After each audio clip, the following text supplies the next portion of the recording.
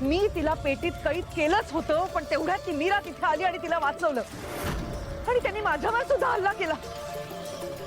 कसं शक्य आहे? नाही, असं असेल तर कालछाया कवच याचा काय उपयोग आहे? मी साधं एका आत्म्याला सुद्धा पेटीत कैद करू शकणार नसेल तर. हे सुरक्षा कवच आहे. तू आत्म्याला कैद करू शकली नाहीस, पण तुझ्यावर झालेल्या हल्ल्यात वाचलीस. तिथे कालछाया कवच कामी आले.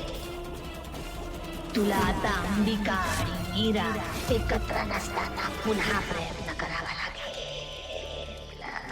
म्हणजे त्या दोघी एकत्र आल्यावर मी काहीच करू शकणार नाही.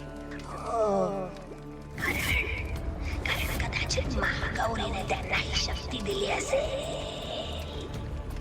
पण मग आपण त्यांना हरवणार कसं? तुला त्यांना हरवायचं नाहीये.